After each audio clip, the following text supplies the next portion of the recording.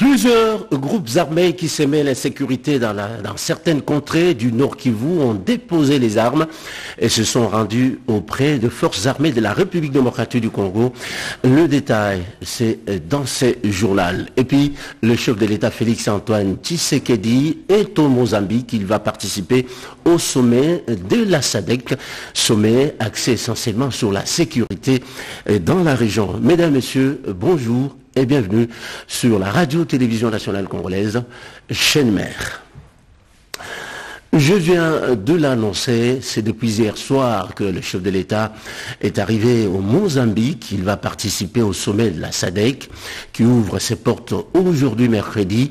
Sommet, disais-je, axé essentiellement sur la sécurité dans la région et surtout au niveau de l'Est de la République démocratique du Congo. Regardez.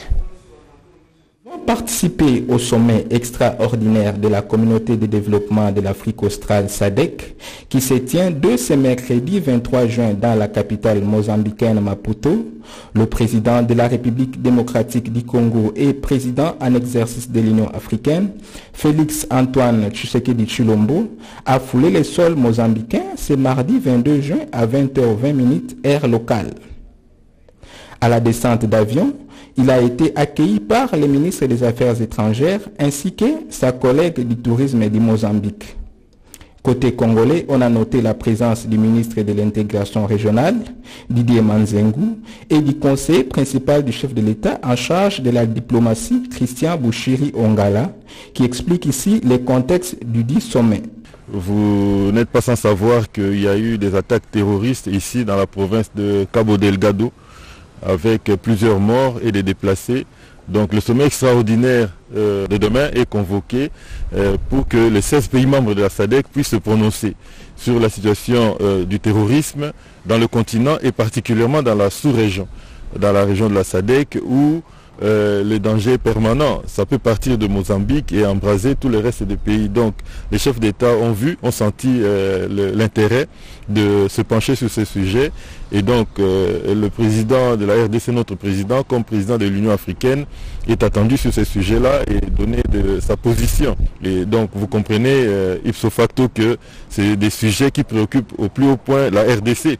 Nous sommes dans la même configuration que ce qui se passe dans ce pays ici. Le terrorisme étant traité comme un danger transfrontalier et international, la participation de la République démocratique du Congo à ces forums vaut son pesant d'or dans la mesure où notre pays, dans sa partie est, est confronté à la même situation que le Mozambique.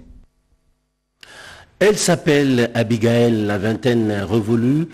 Elle s'est retrouvée il y a quelques semaines passées avec un bras cassé suite à la violence policière. C'était lors d'un sit-in. La jeunesse devant la mairie de Beni dans le Nord Kivu. Sit-in pour plaider auprès de l'autorité le retour de la paix à Beni. Informé de la situation, le chef de l'État a pris en charge ses soins médicaux et Abigail est arrivée à Kinshasa. Regardez. Finaliste en agronomie, Abigail fait partie des élèves de Beni qui avaient manifesté pour faire entendre leur voix auprès du chef de l'État face à la recrudescence de l'insécurité dans la ville de Beni et ses environs. Brutalisée par les forces de l'ordre, elle s'en est sortie avec un bras cassé. À la faveur de la tribune populaire organisée par le chef de l'État à Beni, Abigail a raconté son calvaire au chef de l'État qui a décidé d'assurer des soins de santé adéquats à la victime. Arrivé à Kinshasa ce mardi par un régulier de CAA, l'élève Katungu est resté très ému par cette grandeur d'âme du chef de l'État. Dès ce mercredi, elle sera reçue par un médecin spécialiste dans une grande formation médicale. Suivant la volonté du chef de l'État, Abigail va terminer ses études secondaires à Kinshasa avant de s'inscrire à la faculté d'agronomie à l'université de Kinshasa. L'élève Katungu a remercié le chef de l'État. Nafurahi sana chef de l'État kunikamata a charge papara wakasha kosa mafuta kunitunzisha nina raha sana. Au cours de son entretien avec les forces vives de Beni, le chef de l'État avait demandé pardon pour cette bavure policière. Entre-temps, une enquête a été ouverte pour retrouver le coupable. Plusieurs groupes armés à la base de l'insécurité dans certaines contrées de la province du Nord Kivu ont déposé les armes et se sont rendus auprès des forces armées de la République démocratique du Congo. Nous sommes là à Kichanga, à 78 km de Goma. Le gouverneur militaire Constant Ndima était présent à regarder.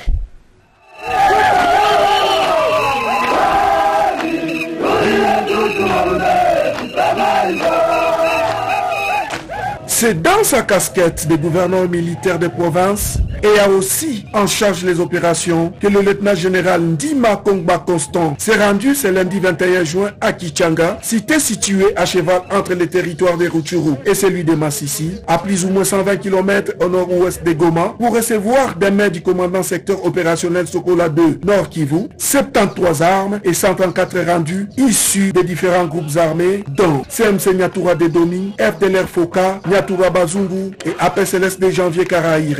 Il s'agit en effet d'un bilan d'1 mois et 10 jours de pression des forces armées de la République démocratique du Congo sur ces détenteurs illégaux d'armes à feu dans le cadre de l'état de siège tel que voulu par le commandant suprême des forces armées de la République démocratique du Congo et chef de l'État, son Excellence Félix Antoine Tshisekedi. Dans le cadre de l'état de siège, mokonzi ya mboka atindi biso toye mpona koimposer la paix. Nakoye biso na bandeko na biso wana mpo bazali bana Congo. Ete ntango bazwaki mandoki balobi bazali kobatela ekolo na biso mpona bapaya. Mais lelo rezo wana ezali lisusu te. Na yango toyei mpona konegocie na bango te ngonga ya négociation esi esilaki. Na prayi. À cet effet, la population de la place, qui a tant souffert du comportement de ces détenteurs illégaux d'armes à feu, n'a pas manqué de mots. Kibandi kimepunguka, peut-être kitaendelea kupunguka. Ile inanifurahisha. Babibi yetu walikuwa na babaka, basika yetu banabapaka, watoto yetu banauawa, banabakata bichwa, na njo vile ikiwezekana iki militeri ya kusema njo yenye imekuwa leta ya kuchungulia vyote. Inaweza wezekana kukata ubaya wa Kibandi. Mimi nashukuru sana na mimi nafurahi sana kuona wale wa ndugu wetu wa Maimai walikuwa wanatusumbua sana. Shie tunatoka kunivo ya Goma ama Bukavu, tulikuwa tunaogopa kufika hapa Kichanga, lakini kwa leo tunajisikia tuko huru, tunauzisha biashara, hata hakuna probleme. Mimi nashukuru sana kuona gavana wetu amefika mahali hapa. Mimi nafurahi sana kabisa, sana tena sana.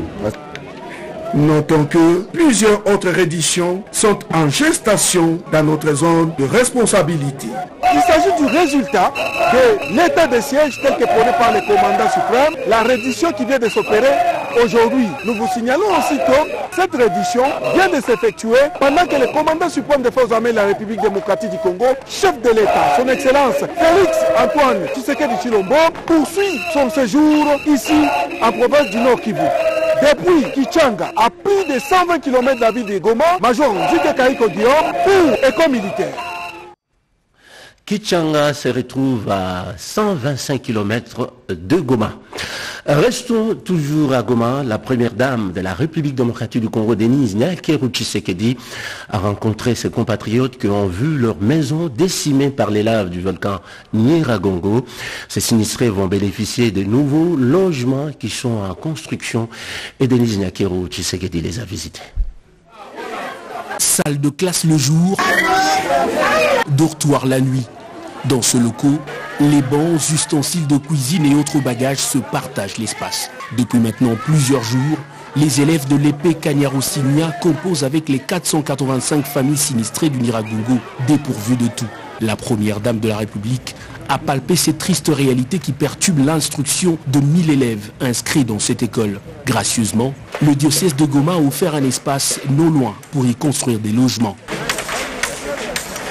Le soutien de la fondation Denise Nyakeru Tshisekedi aux actions du gouvernement permet depuis quelques jours au génie militaire de construire des abris provisoires. Le chantier avance à grands pas malgré les intempéries. Ici nous allons construire 1000 maisons avec les plans que vous voyez. Ce sera des maisons provisoires en tôle mais avec bâche tout autour. Ça nous prendra 25, plus ou moins 30 jours. L'épouse du chef de l'État a pris langue avec ce déplacé, un soutien moral face aux difficultés qu'ils éprouvent pendant leur cantonnement dans ce site.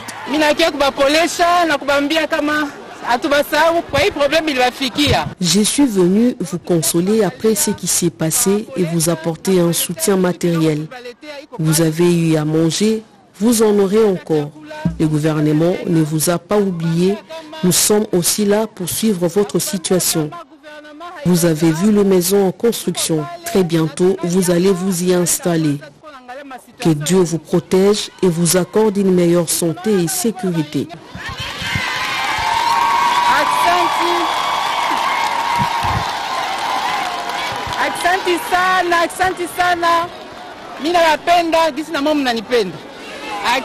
Comme dans ses habitudes, Denis Diakerou Tshisekedi est venu les mains chargées pour soulager, dans la mesure du possible, ces nombreuses familles. Des vivres, vêtements et autres produits de première nécessité ont été remis aux responsables du site. Les remerciements à la première dame et à sa fondation étaient sur toutes les lèvres. Avant de quitter l'épée Kanyarou-Signa, la messagère du peuple a pris le temps d'enregistrer les doléances des différents ordres et a promis de les transmettre aux autorités compétentes.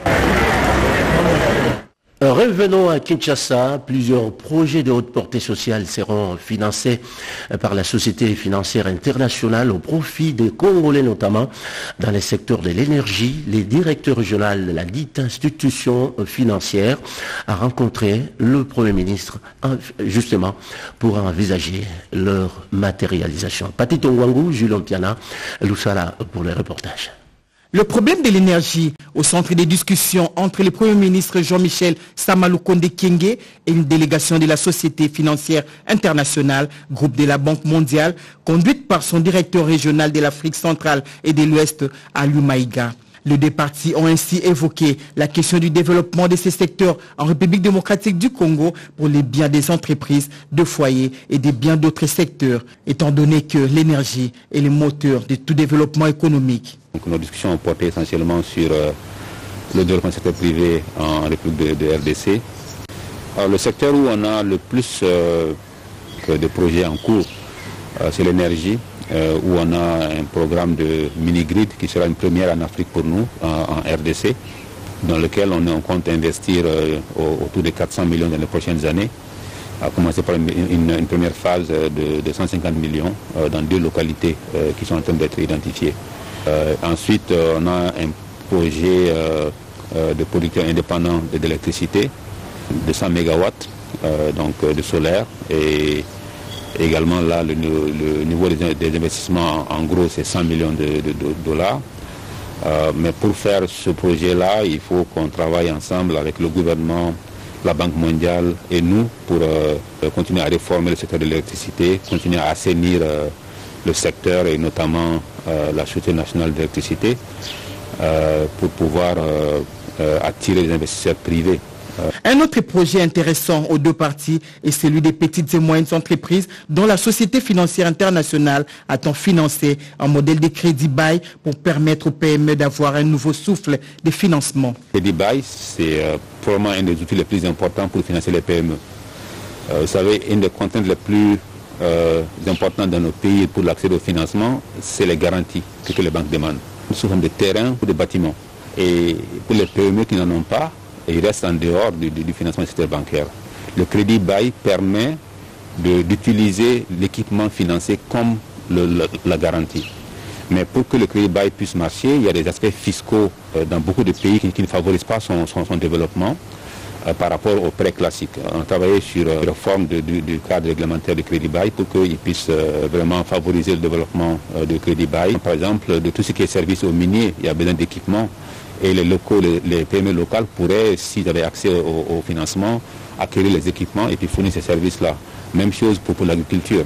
Selon les chefs de cette délégation, Aliou Maïga, son institution travaille déjà sur la réforme d'obtention du crédit bail pour permettre aux PME non éligibles d'en obtenir facilement. L'Office national d'identification de la population ONIP, depuis qu'il a été créé en République démocratique du Congo, n'arrive pas à s'acquitter correctement de sa noble mission. C'est le procédé au recensement des Congolais et le vice-premier ministre, ministre de l'Intérieur, a visité cet office pour en savoir davantage sur son fonctionnement. José Baïtouambo, explication. Créé en 2014, l'Office national d'identification de la population a une mission à accomplir, celle d'identifier les Congolais, disséminés à travers le territoire national et les doter d'une carte d'identité. Pour s'imprégner des conditions de travail des agents de l'ONIP, le vice-premier ministre, ministre de l'Intérieur, Sécurité et Décentralisation, a trouvé utile d'effectuer une descente dans les installations de ce service spécialisé de l'État. D'ici là, les activités seront très forte au niveau de l'ONIP. Il fallait que je sache les conditions dans lesquelles les cadres et agents sont en train de passer d'exercer leurs activités, de manière à permettre au gouvernement de la République, s'il y a lieu d'intervenir, que cette intervention vienne et aussi vite, de manière à ce que l'ONIP soit en mesure de fournir à la CENI les éléments nécessaires pour l'organisation des élections en 2022. Pour les agents de l'ONIP, le passage de Daniel Asselo-Kito-Wakoy est un début de solution pour l'ONIP qui projette de boucler le recensement général en décembre 2022. Daniel Asselo-Kito-Wakoy a tenté de rassurer les personnels de son appui pour le mettre dans les bonnes conditions de travail.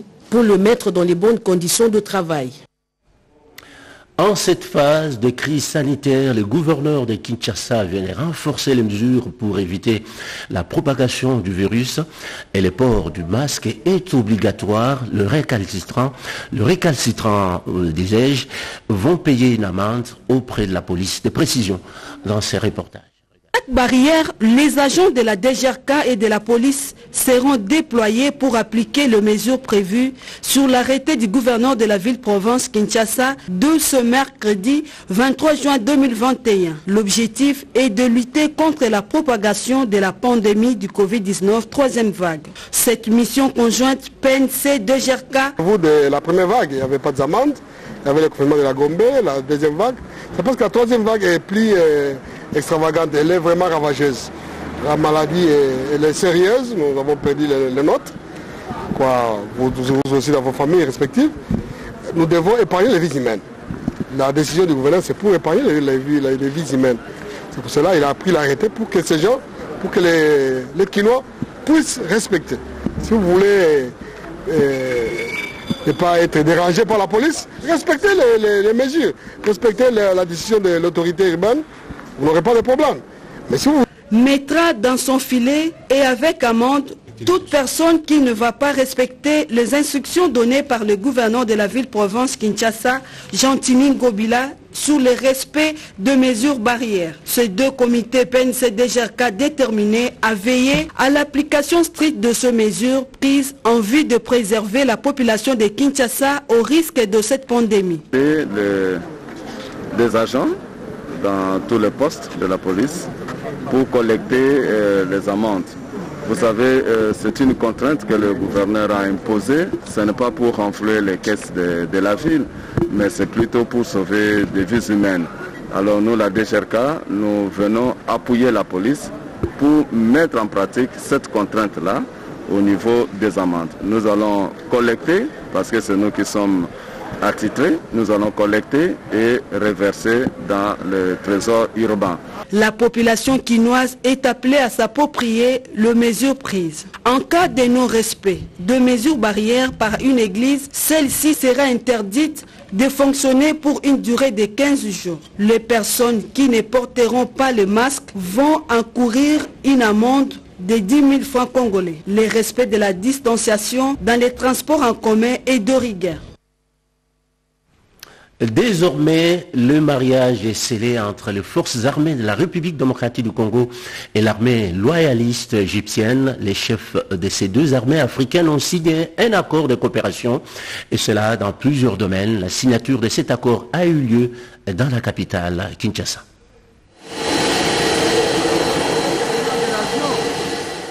Le chef d'état-major général des forces armées de la République arabe d'Égypte effectue depuis le 21 juin 2021 une visite de travail de 4 jours en République démocratique du Congo. Accueilli à l'aéroport de Njili, le lieutenant général Mohamed Farid a déclaré que le but de son voyage dans la capitale de la République démocratique du Congo est de renouer les relations historiques entre les armées des deux pays. À la tête d'une forte délégation militaire égyptienne, le chef d'état-major général des forces armées de la République arabe d'Égypte a été reçu par son homologue congolais, le général d'armée Mbalamou Sensé Célestin. Lors de leurs échanges, ponctués par la présentation de leurs délégations respectives, ils ont magnifié la coopération militaire, les opportunités de la renforcer et la nécessité d'aller d'avant. À cette occasion, les experts militaires égyptiens et congolais ont eu une longue séance de travail dans la salle des souvenirs du Collège des hautes études de stratégie et de défense de Kinshasa pour inventorier les besoins et domaines d'intervention pour une coopération militaire totalement dédiée à la sécurité de chaque pays et à la stabilité de l'Afrique.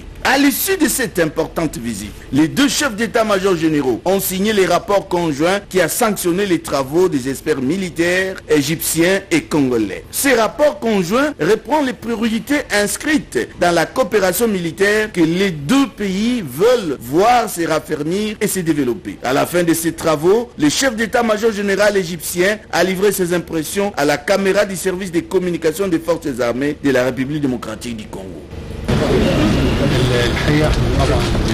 Tout d'abord, je dois remercier Monsieur le chef d'état-major général des forces armées pour l'accueil chaleureux et l'hospitalité et tout ce que nous avons vu ici et ressenti ici en République démocratique du Congo. Et puis, dans la ville de Lubumbashi, plusieurs voleurs des câbles de la Société nationale d'électricité SNEL ont été appréhendés par la police. Ces malfrats ont été conduits au tribunal, comme les demandent ces reportages de Cédric Kenina. Eh bien, le tribunal des grandes instances de Lubumbashi a siégé en chambre foraine en matière de flagrance, et c'était en plein air au niveau de la station Jenny sur la route de contournement dans la commune annexe. Une audience à la fois répressive et pédagogique concernant les lignes haute tension de la SNEL SA et les vols à répétition des conducteurs en cuivre. Devant la barre, deux présumés voleurs, notamment Moulumba Kalala Marcel et Madame Muzemba Biduya Deborah, poursuivis pour participation criminelle, co-auteur par coopération directe, destruction du réseau des transports et de distribution de l'énergie électrique. Nous sommes en train de voir à côté ici les pylônes qui sont tombés à cause des inciviques. Et vous avez remarqué, ce sont les mêmes câbles, pratiquement de la même qualité, volés ici, que nous avons en train de voir. Cet exercice est très important, c'est plus que pédagogique. En fait, c'est pour que les gens comprennent que ce genre de situation, ce genre de manifestation, d'ici, les gens seront condamnés avec la plus grande peine. L'importante cargaison de conducteurs électriques en cuivre a été trouvée dans un entrepôt dans la ville frontalière de Kasumbalesa. Vu l'insuffisance de la lumière, le tribunal a dû suspendre l'audience pour une date ultérieure. Bien avant, le tribunal avait signé 2 ordonnances de mise en détention provisoire de ces 2 prévenus. La relance des activités du parc agro-industriel de Bukangalonzo, situé à quelques kilomètres de la ville de Kenge, dans le Kwilu, sujet qui a mis autour d'une table le ministre de l'Agriculture et les experts. Regardez. Cette séance de présentation essentiellement technique effectuée par Alkitenge, expert en intelligence économique, a permis de mettre en exergue les différentes options novatrices et ambitieuses pouvant booster concrètement la relance du parc agro-industriel de Bukangalonzo. Partant de l'exploitation de toute l'étendue du site, la production, la distribution jusqu'à la commercialisation, tous les paramètres ont été pris en compte et minutieusement explicités. Je pense que l'intelligence d'un peuple, c'est de savoir tirer des leçons de ses échecs et de ses erreurs.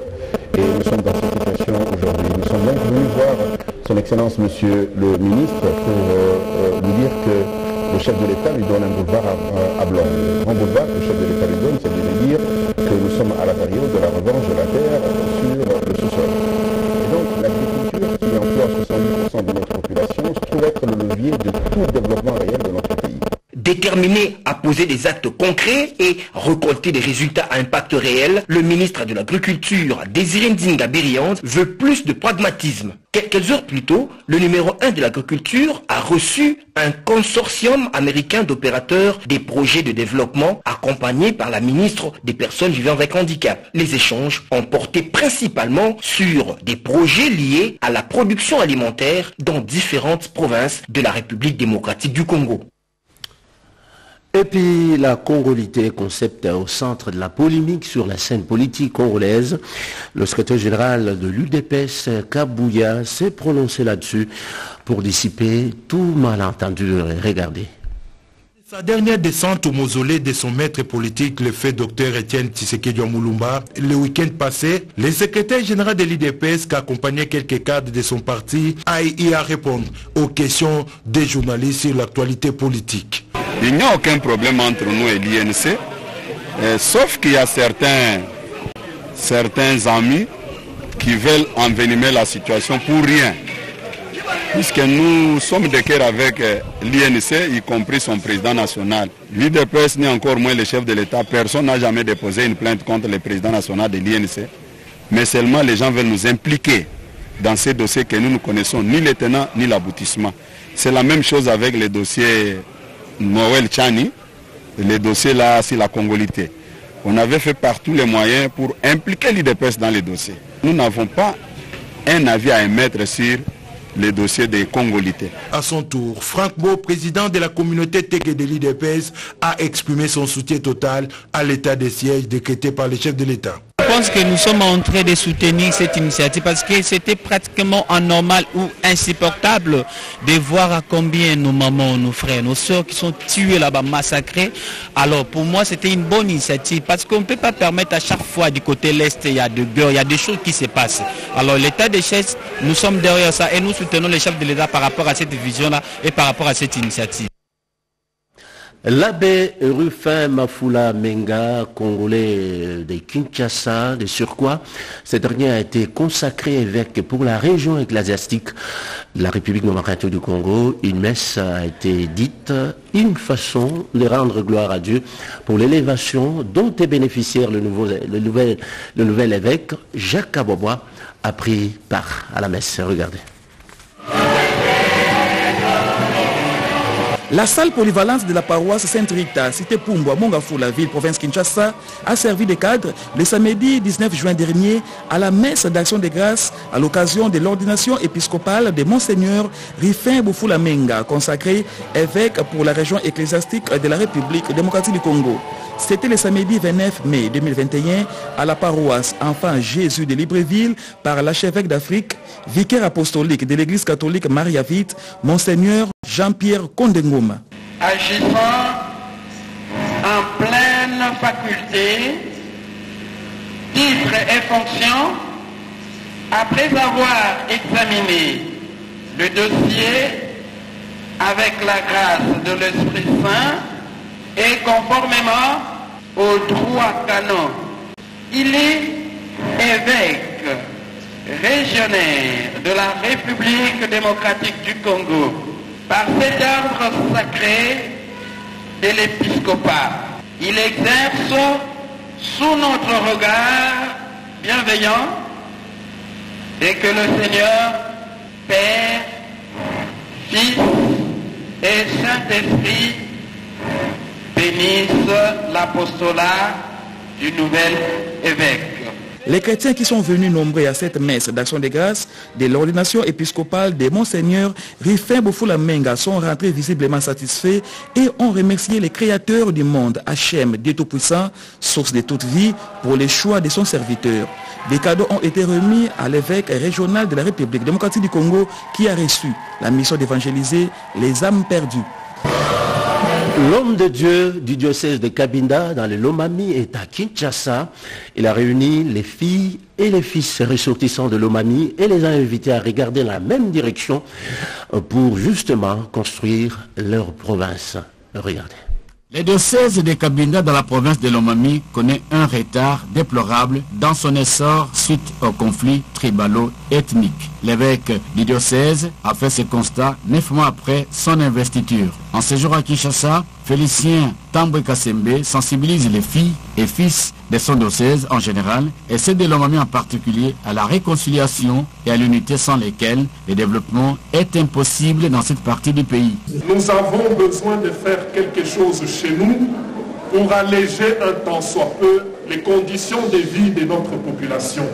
Mon premier voyage pastoral m'avait conduit vers Lusambo. J'ai vécu ce que je n'avais jamais vécu dans ma vie. Parcourir 60 km en plus de 30 heures, sans dormir, sans se reposer. Ça concerne aussi Cabinda. Les 40 km en partant de Cabinda vers Mbujimaï, ou les 40 km en partant de Mbujimaï avant d'arriver à Cabinda, sont un casse-tête perpétuel. Nous ne savons pas quand ça sera la fin. Réagissant aux propos du prélat catholique, l'honorable professeur Adolphe Lomanou a reconnu que l'arrière-pays était abandonné et que maintenant les rationner pour que tout le monde s'y implique. Les Cabinda qui est à cheval entre 3 provinces puissent effectivement contribuer au développement. Et de tous les temps, j'ai dit à Monseigneur que moi je vous soutenais, je suis parmi et je vous compte parmi les acteurs de ce développement-là. Moi et ma famille, nous sommes très engagés pour l'accompagner. Mais nous ne l'accompagnons pas comme si c'était lui l'acteur principal. Nous sommes tous des acteurs de tous les temps, que vous êtes parmi les acteurs potentiels du développement de cette contrée-là.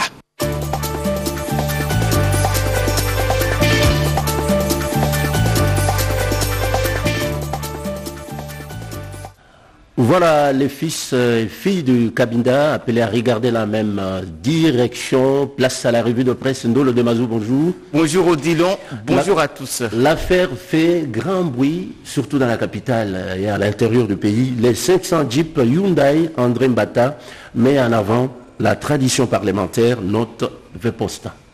Speaker de la Chambre de l'Assemblée nationale, écrit de poste, Mbosoko Diapwanga a adressé le 18 juin une lettre au Premier ministre Samalou Kondé pour demander l'exonération complète de tous les 500 véhicules de marque Hyundai destinés aux députés nationaux. Dans cette correspondance, selon le journal, on peut y apprendre notamment que les véhicules ont été commandés par l'Assemblée nationale. Alors, don du chef de l'État ou crédit, il ne s'agit nullement d'un don du président de la République qui a sa dotation. Propos du député André Mbata, président de la commission PAJ, qui s'étonne même que cette affaire fasse le buzz. Il affirme que ce sont les jeeps payés par l'Assemblée nationale pour les députés et ça fait comme ça, c'est comme ça depuis 2003. C'est dans la tradition parlementaire. André Mbata regrette que lorsqu'il s'agit de l'union sacrée de la nation, les gens veulent faire feu de tout bois, rapporte de poste. Conditions carcérales en République démocratique du Congo, le ministre des Droits humains tire la sonnette d'alarme, rapporte Econews. En visitant dernièrement les 2 prisons principales du pays, à savoir la prison centrale de Kinshasa et la prison militaire de Ndolo, annonce Econews, le ministre des Droits humains, Fabrice Pouela, a déploré les conditions inhumaines dans lesquelles vivent leurs pensionnaires. L'objectif poursuivi, selon le ministre, a consisté à s'imprégner de la situation humanitaire dans ces maisons carcérales afin d'essayer de redorer l'image du pays. Pour ce faire, il a promis de plaider auprès du Conseil des ministres pour le désengorgement des prisons de la République démocratique du Congo. Nord Kivu et Ituri, 2 provinces en état de siège, les forces politiques alliées de l'UDPS satisfaites des résultats à mi-parcours de l'état de siège selon la prospérité. Dans une déclaration faite à l'issue d'une réunion présidée par le coordonnateur général AI des forces politiques et sociales alliées à l'UDPS, note la prospérité, Le FPAU, rangé derrière le président de la République Félix Antoine Tshisekedi Tshilombo, présente leurs remerciements à tous ceux qui, de près ou de loin, ont compati avec elle lors du décès de leur patriarche Kitenge Yezu, autorité morale d'heureuse mémoire. Les forces politiques et sociales alliées à l'UDPS Tshisekedi, fidèles à leurs idéaux, continuent à défendre l'héritage de cette icône politique dans l'unité et la cohésion. Par ailleurs, les forces politiques et sociales alliées à l'UDPS suivent de près la crise institutionnelle dont plusieurs provinces sont sujets à conflit entre les exécutifs provinciaux et les assemblées provinciales. À ce sujet, les forces politiques alliées à l'UDPS révèlent que le patriarche Kitenge Yezu, avec l'accompagnement de l'honorable Laurent Batumona, jugulait déjà de mettre ces crises. Les FPAU ne ménageront aucun effort pour faciliter l'apaisement dans la continuité de la médiation initiée par l'illustre disparu en proposant la nomination des gouverneurs non originaires ainsi que les mesures adéquates pour les assemblées provinciales. Maître John Mbaya, Félix Antoine Tshisekedi a toutes les chances de se représenter en 2023, révèle Africa News. Oui, il est coordonnateur du regroupement politique Le Changement en Marche LCM, allié privilégié de l'UDPS Tshisekedi et président national du mouvement de réveil de la jeunesse du Congo. Dans une interview accordée à Africa News, Maître John Bayatita aborde des questions liées à la vidéo de Christophe Mbosso Kodiapwanga, président de l'Assemblée nationale, appelant les députés de l'Union sacrée à défendre le pouvoir de Félix Tshisekedi. Il commente également l'état de siège, la tournée du chef de l'État dans l'Est de la République démocratique du Congo. Selon ce jeune avocat, au vu de sa politique et sa vision pour la République démocratique du Congo, le président de la République, Félix Antoine Tshisekedi Tshilombo, garde de toutes ses chances de rempiler en 2023. Et avant de refermer cette revue de presse Ndolo de Bazou, parlons sport. Atou Matubwana, informé du choix porté sur le stade Lumumba de Matadi pour abriter les matchs des éliminatoires du mondial 2022, constate le baromètre. Oui, le ministre des Sports et Loisirs, Serge Condé, écrit le baromètre, a reçu en audience le gouverneur du Congo central, accompagné de son ministre provincial des Sports. Au centre de leur rencontre, l'état de lieu du stade Lumumba de Matadi. En croire le confrère, le gouvernement, buté à l'état désuet du stade des Martyrs, qui demeure le stade national officiel, cherche des palliatifs au cas où ce stade ne serait pas prêt avant le coup d'envoi des éliminatoires de la Coupe du Monde Qatar 2022. Pour le numéro 1 des sports et loisirs, il faudra que le stade Lumumba de Matadi soit vite finalisé pour servir de plan B et abriter les matchs des éliminatoires du mondial 2022. Le stade Lumumba, rappelle le baromètre, est en construction depuis 2012 et est inachevé jusqu'à ce jour. Une fois terminé, il sera unique en République démocratique du Congo.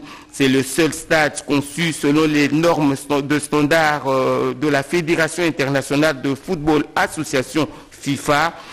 Le gouverneur du Congo central, Atou Matubwana, s'y met résolument pour que les travaux de finition en cours soient terminés dans un délai raisonnable.